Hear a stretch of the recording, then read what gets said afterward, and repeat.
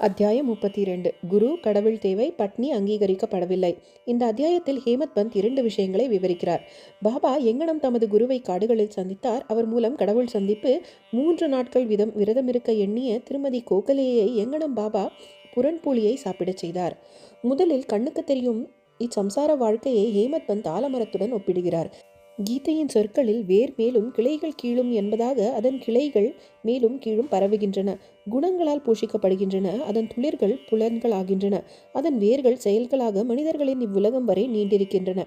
இவ்வுலகத்தில் அதன் ரூபமோ முடிவோ ஆரம்பமோ அல்லது அதன் பற்றுக்கேடோ தெரியாது. வலிமையான வேர்களுள்ள இவ்வாலமரத்தை பற்றின்மை எனும் கூறிய ஆயுதத்தால் வெட்டுவதன் மூலம் அதற்கப்பாலுள்ள பாதையை ஒருவன் தேட வேண்டும். அதில் செல்பவன் திரும்பி வருதல் கிடையாது. இப்பாதையில் செல்வதற்கு நல்ல வழிகாட்டியின் உதவி இன்றியமையாதது. குரு ஒரு வழிகாட்டியாக இருக்கிறார். ஒருவன் எவ்வளவுதான் கற்றறிந்தவனாய் இருப்பினும், வேதவிதங்களில் எவ்வளவுதான் ஆழ்ந்த அறிவுடையவனாய் இருப்பினும், தனது பயண முடிவை அவன் பத்திரமாக சென்றடைய முடியாது.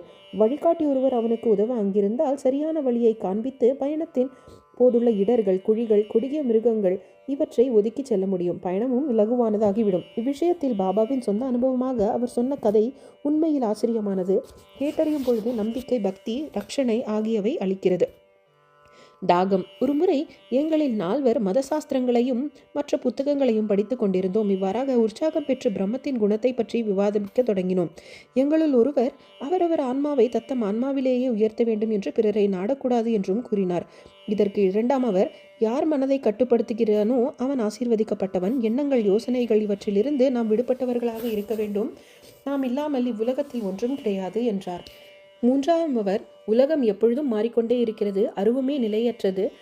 எனவே நாம் நிலையற்றவற்றை பகுத்துணர வேண்டும் என்றார். நான்காமவர், எட்டறிவு பயனற்றது. நமக்கிடப்பட்ட கடமைகளை செய்து குருவின் பாதத்தில் உடல், மனம், 5 பிராணன்கள் இவற்றை சமர்ப்பித்து விட வேண்டும். குருவே கடவுள், சர்வ வியாபி. இவ்வுறுதியான மனநிலை பெறுவதற்கு எல்லையற்ற திட நம்பிக்கை அவசியமாகும். இவ்வாறாக விவாதித்துக் கொண்டு கற்றறிந்த நாங்கள் 4வரும் காடுகளில் கடவுளை தேடி அலையத் தொடங்கினோம். அம்மூவரும் அறிவின் துணை கொண்டு சுதந்திரமாக எவருதவியுமின்றி தேட முயன்றனர். வழியில் ஒரு வானஜரி எதிர்பட்டான். இப்பொழுது உஷ்ணமாயிருக்கிறது, எங்கே இவ்வளவு தூரம் போகிறீர்கள் என்று கேட்டான். காட்டில் தேடுவதற்கு. எதை தேடி நீங்கள் செல்கிறீர்கள் என்றான். நாங்கள் அவனுக்கு நம்ப முடியாத மழுப்பும் விதத்தில் ஒரு பதில் கொடுத்தோம். திக்கு திசை தெரியாமல் காட்டில் நாங்கள் அலைந்து கொண்டிருப்பதை கண்ட அவன் மனதிறங்கி, காடுகளை முழுவதும் அறியாமல் திடீரென்று நீங்கள் இப்படி திசை தெரியாமல் அலையக்கூடாது. காடுகளினிடையே நீங்கள் செல்ல விரும்பினார் ஒரு நல்ல வழிகாட்டியை அழைத்து செல்ல வேண்டும். இந்த கடுமையான உச்சி வேளையில் அனாவசியமாக ஏன் அலைந்து கொண்டிருக்கிறீர்கள்? தேடும் உங்களது ரகசியத்தை நீங்கள் எனக்கு வெளியிட வேண்டாம். ஆயினும் நீங்கள் அமர்ந்து சாப்பிட்டு நீர் குடித்து இளைப்பாறிய பின் செல்லலாம். உள்ளத்தில் எப்பொழுதும் பொறுமையாய் இருங்கள் என்று கூறினான். அவ்வளவு இனிமையாக பேசிய போதும் அவனது வேண்டுதலை நிராகரித்துவிட்டு மேலே நடக்க தொடங்கினோம். நாங்கள் தன்னறிவில் நிரம்பியவர்கள் என்றும் ஒருவரின் உதவியையும் எங்களுக்கு தேவையில்லை என்றும் நினைத்தோம். காடு பரந்ததாகவும் பாதையற்றதாகவும் இருந்தது. சூரிய ஒளி கூட ஒப்புக்காத அளவுக்கு மரங்கள் அவ்வளவு நெருக்கமாகவும் உயரமாகவும் வளர்த்திருந்தன. எனவே நாங்கள் வழி தவறி இங்கும் அங்கும் நெடுநேரம் அலைந்து கொண்டிருந்தோம். முடிவாக நல்லதிஷ்டம் ஒன்றினால் மட்டுமே எங்கு விட்டோமோ அங்கேயே வந்து சேர்ந்தோம். வனஜாரி திரும்பவும் எங்களை சந்தித்தான். வனஜாரி, உங்கள் சொந்த புத்தி சாதுரியத்தை மட்டுமே நம்பி வழியை நீங்கள் தவறவிட்டீர்கள். சிறிய அல்லது பெரிய விஷயங்களில் வழிகாட்ட ஒரு வழிகாட்டி நமக்கு எப்பொழுதும் தேவை. வெறும் வயிற்றுடன் எந்த லட்சியத்திலும் வெற்றியடைய இயலாது. கடவுள் நினைத்தாலன்றி ஒருவரும் நம்மை வழியில் சந்திப்பதில்லை. உணவளிக்கப்படுவதை மறுக்காதீர்கள். பரிமாறிப்பட்ட உணவு தள்ளிப்படக்கூடாது. ரொட்டி, உணவு ஆகியவை கிடைப்பது வெற்றியின் அடையாளமாகும். இதை கூறிக்கொண்டே அவன் மீண்டும் எங்களுக்கு உணவை வைத்து அனுமதியுடனும் பொறுமையுடனும் அமைதியுடனும் இருக்கும்படியாக கூறினான். மீண்டும் என்னுடன் இருந்தவர்களுக்கு இந்த நல்ல விருந்தோம்பல் பிடிக்கவில்லை. அவனை நிராகரித்துவிட்டு சென்றுவிட்டனர். தாகத்தையும் பசியும் தீர்த்து கொள்ளாமலேயே மூவரும் செல்லும் அளவிற்கு பிடிவாதமாய் இருந்தனர். எனக்கு பசியாகவும் தாகமாகவும் இருந்ததால் வனஜாரியின் அசாதாரண அன்பில் உருகினேன். மிகவும் கற்றறிந்தவர்கள் என்று எங்களை எண்ணிக்கொண்டோம். அன்புக்கும் இரக்க குணத்திற்கும் நாங்கள் புதியவர்களாகவே இருந்தோம். வனஜாரி கல்வி அறிவற்றவன், தகுதியற்றவன், கீழ்குலத்தை சேர்ந்தவன் என்றாலும் அவன் உள்ளத்தில் அன்பு இருந்தது. அவன் எங்களை உண்ணச் சொன்னான். மற்றவர்களை நிஷ்காமியாக நேசிப்பவன் உண்மையிலேயே உயர்த்தப்படுகிறான். அவனது விருந்தோம்பலை ஏற்றுக்கொள்ளுதலே ஞானத்தை ஏற்றுக்கொள்வதற்காக சிறந்த ஆரம்பமாகும் என நான் நினைத்தேன். எனவே அளிக்கப்பட்ட ரொட்டி துண்டை மிக்க மரியாதையுடன் நான் ஏற்றுக்கொண்டேன். தண்ணீரையும் பருகினேன். அப்பொழுது குருவே எங்கள் முன் வந்து நின்றார். எதை பற்றி சர்ச்சை என்று அவர் கேட்டார். நடந்த எல்லாவற்றையும் நான் கூறினேன். அப்பொழுது அவர், நீ என்னுடன் விரும்புகிறாயா? உனக்கு தேவையானதை நான் காண்பிக்கிறேன். ஆனால் நான் சொல்லுவதில் நம்பிக்கையுடனாய் வெற்றியுடையவன் என்றார். மற்றவர்கள் அவர் கூறியதை ஒப்புக்கொள்ளாமல் அவரை விட்டு சென்றனர். ஆனால் நான் அவரை வணங்கி அவரது கொள்கையை ஏற்றுக்கொண்டேன். பின்னர் அவர் என்னை ஒரு கேணிக்கு அழைத்துச் சென்றார். என் கால்களை கயிற்றால் கட்டினார். என்னை தலைகீழாக பக்கத்தில் இருந்த மரத்தில் தொங்கவிட்டார். கிணற்று நீர் மட்டத்தில் இருந்து 3 அடி உயரத்திற்கு மேலே தொங்கவிடப்பட்டிருந்த எனக்கு தண்ணீர் கைகளுக்கோ வாய்க்கோ எட்டவில்லை. இவ்வாறாக என்னை தொங்கவிட்டு அவர் போய்விட்டார். எனக்கு போனார் என்பது ஒருவருக்கும் தெரியாது. 4-5 மணி நேரம் கழித்து அவர் திரும்பி வந்தார். என்னை துரிதமாக வெளியில் எடுத்து எப்படி இருந்தது என்று கேட்டார். நான் பேரானந்த உச்சநிலையில் இருந்தேன். என்னை போன்ற முட்டாள் அந்த பேரானந்தத்தை எங்கனம் விவரிக்க முடியும் என்று பதில் சொன்னேன். இவ்விடையை கேட்டு அவர் மிகவும் மகிழ்ச்சி அடைந்தார்.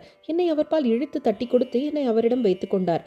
தாய்ப்பறவை தன் குஞ்சை பெண்ணுதல் போன்று என்னை அன்புடன் கவனித்தார். அவருடைய குருகுலத்தில் என்னை சேர்த்து கொண்டார். எத்தகைய அழகுடையது அது! அங்கே என் பெற்றோரை மறந்தேன். பாசத்தை துறந்தேன். எளிதாக விடுவிக்கப்பட்டேன். அவரது கழுத்தை கட்டியணைத்து எப்பொழுதும் அவரையே உற்று நோக்கி கொண்டிருக்க வேண்டும் என்று நினைத்தேன். அவரது ரூபம் எனது கண்மணியில் பதிக்கப்படவிட்டால் நான் குருடாயிருப்பதே நலம். குருகுலம் அத்தகையது. அதனுள் ஒரு முறை நுழைந்து யாவரும் வெறுங்கையுடன் திரும்ப முடியாது. எனது வீடு, சொத்து, தாய், தந்தை அனைத்தும் முழுக்க முழுக்க குருவேயானார்.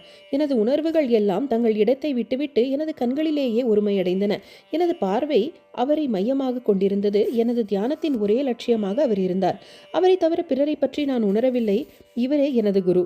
அவரை தியானம் செய்யும் பொழுது எனது மனமும் பக்தியும் அசையாமல் நின்றுவிட்டன. இவ்வாறாக நான் அமைதியாக இருக்க வேண்டியதாயிற்று. அமைதியுடன் அவரை வணங்க வேண்டியதாயிற்று. நீங்கள் முழுவதும் வேறான காட்சிகளை காணும் மற்ற குருகுலங்கள் உள்ளன. ஞானத்தை பயில்வதற்காக சீடர்கள் அங்கு செல்கிறார்கள். பணம், காலம், உழைப்பு இவைகளை செலவழிக்கிறார்கள். ஆனால் முடிவாக அவர்கள் வருத்தப்பட நேரிடும். அங்கேயுள்ள குரு தனது ரகசிய ஞானத்தை பற்றியும் தனது நேர்மையை பற்றியும் பெருமையடைத்துக் கொள்கிறார். தனது புனித தன்மையையும் தூய்மையையும் அவர் ஒரு காட்சியாக்கி கொள்கிறார். ஆனால் அவர் தன் உள்ளத்தில் பற்றமாய் இல்லை. தனது புகழை பற்றியே அவர் ஒரு பலப்பட புகழ்ந்து பாடுகிறார். ஆனால் அவரது சொந்த மொழிகளை அடியவர்களுக்கு உருவாக்குவதில்லை. அவர்கள் தெளிவடைவதும் இல்லை. தன்னை அறிதலை பொறுத்தவரை அவரிடம் ஒன்றுமில்லை. சீடர்களுக்கு அத்தகைய பள்ளிகள் என்ன விதத்தில் பயன்படும்? அதனால் அவர்கள் என்ன நன்மை அடைவார்கள்? இதற்கு முன்னர் குறிப்பிடப்பட்ட குருவானவர் வேறு விதமானவர். அவரது அருளால் எவ்வித முயற்சி படிப்புமின்றியே ஞானம் தானாகவே எனக்கு பளிச்சிட்டது. நான் எதையும் தேடவில்லை. ஆனால் எல்லாம் வெள்ளிடை மலையாக விளங்கியது. குரு மட்டுமே தழையில் தொங்கவிட்டதல் எவ்வாறு மகிழ்ச்சியை கொடுக்கும் என்பதை அறிவார். அந்நான்கு பேர்களுள் ஒருவன் கர்மகர்த்தா. அவனுக்கு எவ்வாறு சில சடங்கு முறைகளை செய்வது அல்லது செய்யாமல் இருப்பது என்று மட்டுமே தெரியும். 2ஆம் அவன் ஞானி, தனது ஞான பெருமையில் ஊறியவன். 3வது ஆழ்கடவுள் ஒருவரே ஆட்டுவிப்பவர் என்று நம்பி அவரிடம் தம்மை முழுமையாக சரணாக்கிவிட்ட பக்தன். மூவர் விவாதித்து வாதம் பண்ணி கொண்டிருக்கையில் கடவுளை பற்றிய கேள்வி எழுந்தது. முறையான வழிகாட்டுதல் இல்லாத அறிவுடையன் அவரை தேடிக்கொண்டு போனார்கள். விவேகம், பற்றின்மை இவைகளின் அவதாரமாக சாயி 4வருக்குள் ஒருவர். அவரே பிரம்ம அவதாரமாயிருக்கும். ஏன் ஆர்வத்துடன் சேர்ந்து முட்டாள்தனமாக நடந்து கொள்கிறார் என்று சிலர் கேட்கலாம்.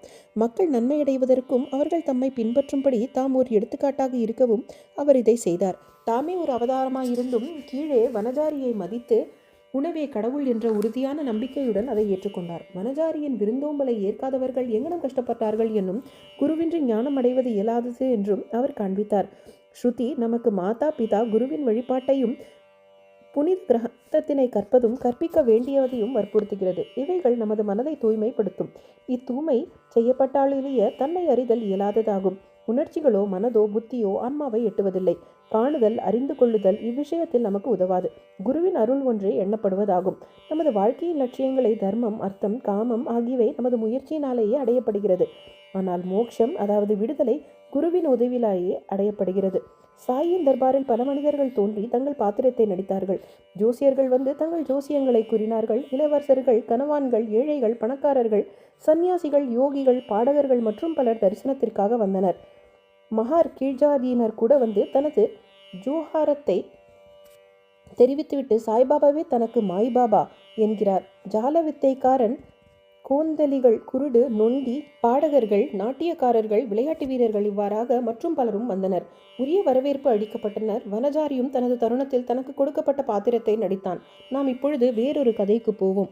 உண்ணாவிரதமும் திருமதி கோகலேயும். பாபா ஒருபொழுதும் பட்டினி இருந்ததில்லை. மற்றவர்களையும் பட்டினி இருக்க அனுமதித்ததே இல்லை. விரதம் இருப்பவன் மனது அமைதியாய் இருப்பதே இல்லை. பின்னர் அவன் எங்கனம் பரமார்த்திகத்தை அடைய முடியும்? வெறும் வயிற்றுடன் கடவுள் அறியப்பட மாட்டார். முதலில் ஆன்மா சாந்திப்பட வேண்டும். வயிற்றில் உணவின் ஈரம் இல்லையாயின் அவர் தம் புகழை என் நாவுடன் நாம் இசைக்க முடியும்? கடவுளை எந்த கண்களுடன் பார்க்க முடியும்? அல்லது எந்த காதுகளில் தான் அவர் புகழை கேட்க முடியும்? சுருக்கமாக நமது எல்லா உறுப்புகளும் அவர்களுக்குரிய போஷிப்பை பெற்று நன்றாக இருக்கும் பொழுது கடவுளை அடைவதற்குரிய பக்தி மற்றும் பல சாதனைகளையும் நாம் பெற முடியும். எனவே பசியோடு இருத்தரோ மிகவும் உண்பதோ ஆகாது. உடலுக்கும் மனதுக்கும் மிதமான போக்கை உண்மையில் நல்லது. திருமதி கோகலே என்ற பெண்மணி பாபாவின் பக்தையான திருமதி காஷிபாய் கண்கர் என்பவரிடமிருந்து தாதா கொல்கருக்கு ஒரு அறிமுக கடிதம் வாங்கி வந்தாள். அதற்கு முந்தின தினம் பாபா தாதா கொல்கரிடம் தமது குழந்தைகளை ஷிம்காவின் போது பட்டினி இருப்பதை தாம் அனுமதிக்க முடியாது என்று கூறினார். அடுத்த நாள் அப்பெண்மணி தாதா கொல்கருடன் சென்று பாபாவின் முன் அமர்ந்த பொழுது பாபா உடனே அவளை நோக்கி பட்டினி இருக்க தேவை என்ன என்று கேட்டார். தாதா பட்டின் வீட்டிற்கு போய் புரண் போலியை செய்து அவர் குழந்தைகளுக்கு கொடுத்து நீயும் உண்பா என்று கூறினார். பண்டிகை நாட்கள் இருந்தன. திருமதி கோல்கர் அப்பொழுது வீட்டு விளக்கம் ஆகியிருந்தாள். தாதா பட்டின் வீட்டில் சமையல் செய்ய ஒருவரும் இல்லை. எனவே பாபாவின் அறிவுரை காலத்தின் செய்தாயிற்று. திருமதி கோகலே தாதா பட்டின் வீட்டிற்கு செல்ல வேண்டியதாயிற்று. சொல்லியபடி அப்பண்டத்தை செய்ய வேண்டியதாயிற்று. அன்றைக்கு அவள் சமைத்து மற்றவர்களுக்கும் போட்டு தானும் உண்டாள். என்ன அருமையான கதை! எத்தகைய ஆழமான படிப்பினை! பாபாவின் எஜமானர். பாபா தமது பால்ய பருவத்தின் கதை ஒன்றை பின்வருமாறு சொன்னார். நான் சிறு பையனாக இருந்த பொழுது உணவுக்காக வேலை தேடிக் கொண்டிருந்தேன். பீட்காவனுக்கு சென்றேன். அங்கு எனக்கு எம்ப்ராய்டரி வேலை கிடைத்தது. ஒரு துன்பத்தையும் பாராது கடுமையாக உழைத்தேன். முதலாளி என் மீது மிகுந்த மகிழ்ச்சி அடைந்தார். எனக்கு முன் மற்ற 3 பையன்களும் வேலை செய்தனர். முதல்வன் ரூபாய் 5, இரண்டாமவன் ரூபாய் 100, மூன்றாமவன் ரூபாய் 150 பெற்றார். இவற்றின் மொத்த தொகையால் 2 பங்கு நான் செய்தேன். அதாவது 600 பெற்றேன். எனது புத்தி சாதுரியத்தை கண்ட முதலாளி எனக்கு நேசித்தார், துதித்தார். முழு ஆடை, தலைக்கு டர்பன், உடம்புக்கு ஷேலா முதலியவற்றை தந்து என்னை கௌரவித்தார். இவற்றை உபயோகிக்காமல் நான் பத்திரமாக வைத்திருந்தேன். எந்த ஒரு மனிதன் அளிப்பதும் நெடுநாள் இருப்பதில்லை. அது முழுமை அடையதும் இல்லை.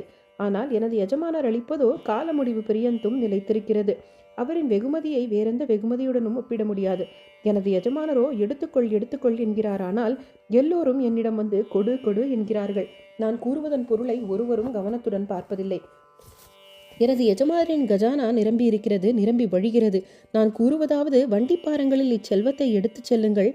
சத்தியவதியான தாயாரின் ஆசீர்வதிக்கப்பட்ட மகன் இச்சொல்வதால் தன்னை நிரப்பிக் கொள்ளட்டும். இந்த பக்கீரின் திறமை, தனது பகவானின் லீலை, எனது எஜமாரின் இயற்கையான இயல்வன்மை இவை மிகவும் நூதனமானவை. என்னை பற்றி என்ன? உடம்பு மண்ணுடன் கலந்துவிடும். நேரம் இனிமேல் மீண்டும் வராது. நான் எங்கோ செல்கிறேன், எங்கோ அமர்கிறேன். மாயை என்னை கடுமையாக தொல்லைப்படுத்துகிறது. இருப்பினும் எனது மாந்தர்களுக்காக எப்பொழுதும் நான் ஆசைப்புண்டு கவலைப்படுகிறேன். எதையாவது செய்யும் ஒருவன் அதன் பழத்தை அறுவடை செய்கிறான். எனது இம்மொழிகளை கேட்பவன் விலை மதிப்பற்ற சந்தோஷத்தை பெறுகிறான். ஸ்ரீ சாயியை பணிக. அனைவருக்கும் சாந்தி நிலவட்டும்.